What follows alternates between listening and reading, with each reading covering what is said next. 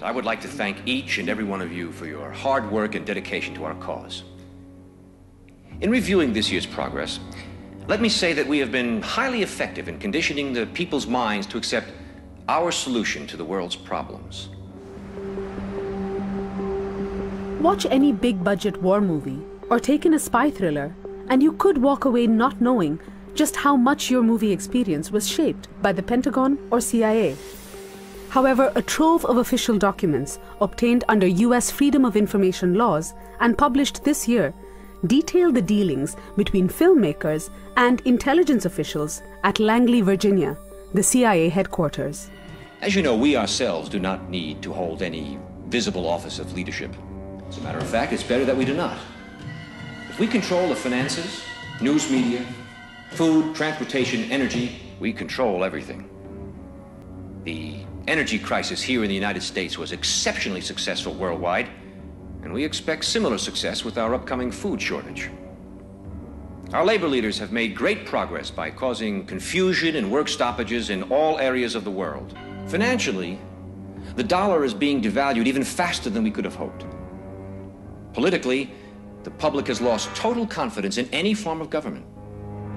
The threat of universal war is a daily possibility. Big tech and the government are the same. Big tech is basically a propagandistic kind of a PR agency for deep state, if you will, deep state, police state, shadow government, whatever you want to call it. And by the way, they've been doing predictive programming in the UK for years based upon things like weather and where you are and basically listening to the sound. With our World Bank and computer program operational, we now have the capacity to control the financial affairs of every human being on Earth by giving each person his own computer number. Anytime his number is used, we would know his financial situation at once. He could not buy or sell anything without his computer number.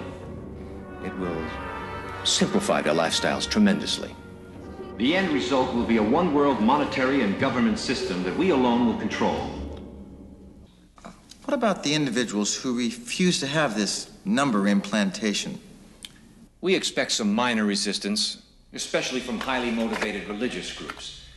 But eventually, hunger will cause even the most zealous to conform to our program. So the idea, it sounds far-fetched, but remember, whenever you see something right there, this is a precursor. This was written a long time ago. And the people who write these stories are basically writing the laws right now and the technology. Gentlemen, I believe that within a year, 2 at the most, our one world government will be a reality. If we continue on our present course, it is my opinion that we could present the devil himself as a world leader, and the people would accept him. And the title of this session, are we ready for a new world order? The world has to overcome not only the damage done to our economies and our societies by COVID-19, it also has to confront the repercussions. We have to uphold our responsibility, which we have towards the next generation. For example, this morning when the topic was on the New World Order, this is something that will touch everybody, and we should all be involved in it, because whether we like it or not, the New World Order will dictate how things go.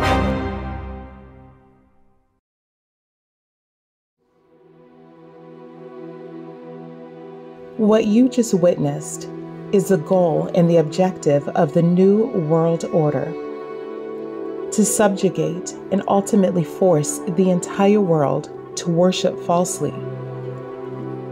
This is not some conspiracy theory, but a fulfillment of Bible prophecy.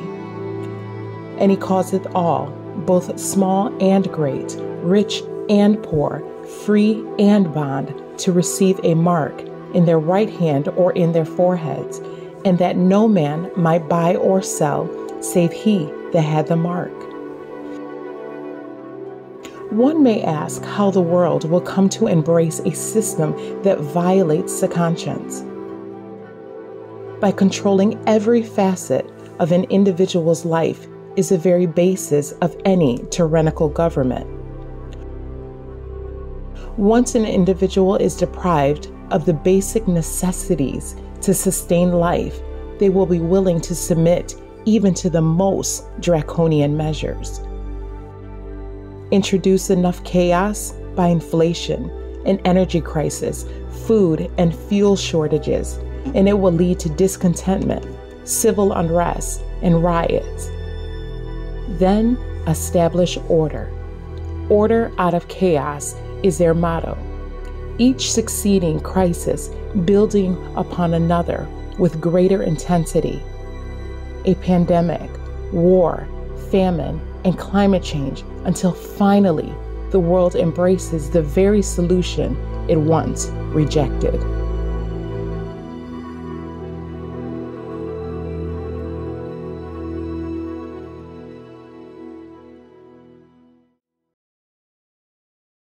What underpins a world order is always the financial system. And what we're seeing in the world today, I think, is we are on the brink of a dramatic change where we are about to, and I'll say this boldly, we're about to abandon the traditional system of money and accounting and introduce a new one. Welcome back to Unfiltered. Listen, I've been warning you over and over, and now the Fed's saying the quiet part out loud. They want a digital currency. Ladies and gentlemen, it is the biggest surveillance tool you will ever see in human history. And we're motivated by really what Christine was saying, to look very carefully at the potential costs and benefits of issuing a central bank digital currency here in the United States. Because it is digital, it means the money can be programmed to be spent in any way in which the central bank or the government decides. By programming CBDC, those money can be precisely targeted for what kind of people can own and what kind of use this money can be utilized. One of my particular concerns is the World Economic Forum, because they're talking about implementing a carbon allowance. Now, this means each individual will be given a certain amount of, whether it's credit or whatever it is, carbon that they are allowed to emit. We're developing, through technology, an ability for consumers to measure their own carbon footprint. What does that mean? That's where are they traveling? How are they traveling? What are they eating? What are they consuming on the platform? So, individual carbon footprint tracker. So if I buy too many plane tickets, or if I buy too much meat, because those things are all supposedly very bad for the environment, my money when I go to fill up my car could then be declined. Those transaction data in terms of how many coffee I drink every day, where I buy coffee, do I use Uber every day, and what kind of working hours I have. Those non-traditional data can be very useful for financial service providers to give me a credit score. And based on that credit score, the financial service provider give me a credit line. Again, it really is the most tyrannical form of surveillance we will ever see. When they control the money, they control the world.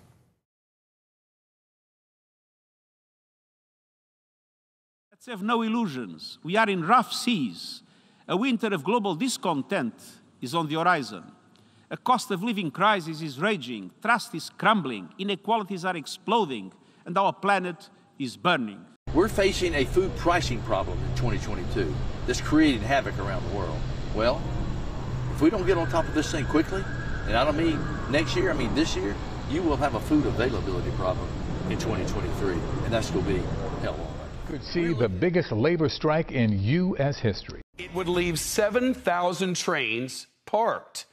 And that would lead to major problems getting fertilizer to farms, food to grocery stores before it spoils, coal and oil to furnaces, parts to car plants, lumber to home builders, and all of that could cause shortages of just about everything and send sky-high prices to the stratosphere.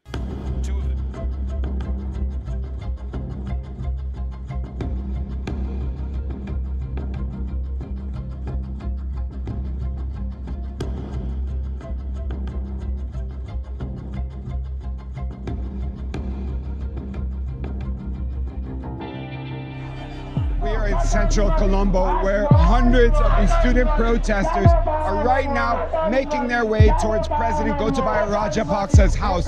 They blame the president and his whole family, really, that have long ruled this country, for destroying its economy, and they want to see them removed from power. But standing in their way are busloads of riot police.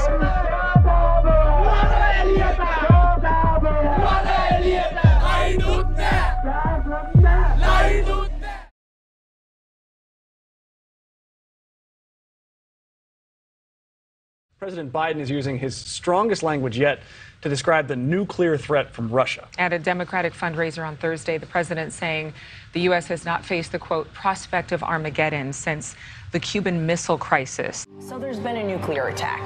Don't ask me how or why, just know that the big one has hit. New York City officials releasing a PSA on what to do in case of a nuclear attack. Their instructions: get inside, and stay tuned. PSAs like this. В ход пошел и ядерный шантаж. Речь идет не только о поощряемых Западом обстрелах Запорожской атомной электростанции, что грозит атомной катастрофой. Хочу напомнить, что наша страна также располагает различными средствами поражения, а по отдельным компонентам и более современными, чем у стран НАТО. И при угрозе территориальной целостности нашей страны для защиты России и нашего народа мы, безусловно, используем все имеющиеся в нашем распоряжении средства. Это не блеф. Stretching from Iceland to Turkey, the leaders of the 44 European countries are now meeting in Prague. The agenda of the meeting is to build a new order and take a united stand against Russia's war in Ukraine.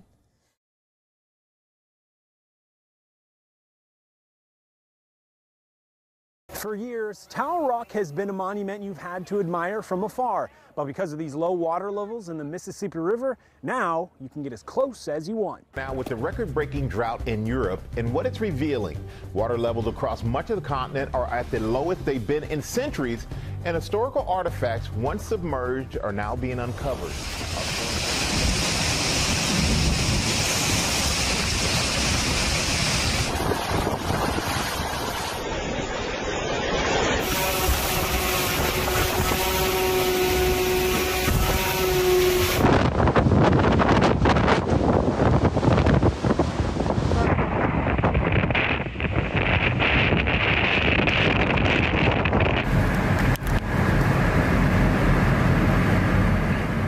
Time. What if we could go back in time, undo what we've done, and start over? I say what if, because that is simply impossible. There's no extra time. This is your chance to step up. To turn pledges to action and put our future back on the right track. From making climate pledges to taking action, we are running out of time. Reaching net zero and achieving resilience will rely on radical collaboration across sectors, regions, and organizations. BCG is proud to be the exclusive consulting partner for COP27, hosted by the Egyptian government in Sharm el-Sheikh. This forum will allow us to continue addressing the biggest challenge of our time: climate.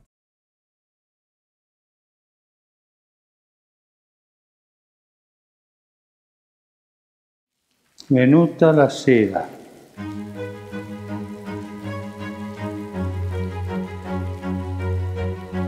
Fitte tenebre si sono addensate sulle nostre piazze, strade e città. We've closed all the churches in England for the first time since 1208. These moments are universal. We can no longer pretend that we're an isolated individual just concerned about ourselves. Corona has given this little idea for us to stop and think. Corona is saying all of humanity is one. This is an opportunity to understand our interconnection. Brotherhood of humanity is a scientific fact. Everything is interconnected. Physical and social borders are becoming more and more irrelevant. We're all in this together. Let us be together, exist together. Challenges: can we transform interconnectivity to a connectivity of compassion? Su questa barca ci siamo tutti. Tutti.